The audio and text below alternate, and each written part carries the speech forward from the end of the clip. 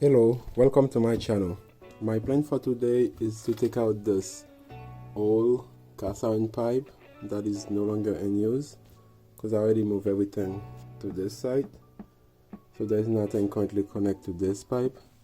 All I gotta do is take it out. It's not that hard to do. I'm just gonna unscrew this part and see if I can yank the top part out, and the bottom part I'm just gonna try to break it apart with a sledgehammer. I already took the top portion out. Now all I got left is this small section. I don't want to take everything completely out. I'm gonna try to take as much as I can take out, just enough to fill in the gap, but if everything can come out at once, that would be good. But I'm not gonna try to take everything out if it's not gonna come out. So this is what I took out so far, is the piece, and it's the other piece right here. So this is basically it. I'm just gonna keep going until everything is out and gonna fill it up with mortar and whack.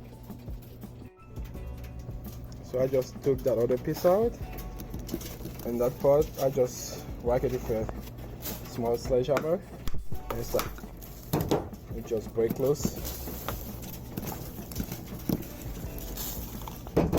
And that should be good for me for what I want to do. That other part doesn't even have to come out. I'm just going to fill it up with concrete as best as I could and just seal this in that other section over here. I just mixed the concrete. If you don't have one of those mixer, I will put link in the description so you can get something similar.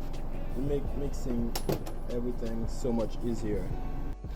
Don't forget to add some moisture to wherever you're gonna put mortar, because if it's not damp, the concrete is not gonna stick to it very well.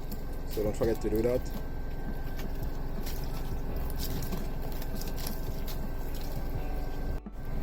As you can see, I'm adding mortar. As I am adding mortar, I'm adding little stone. You don't have to be a master masonry to do this. I'm not even one, so just make it as neat as you can, and even with the wall. You don't have to be a professional to be able to do this. Are you looking way better? Almost done.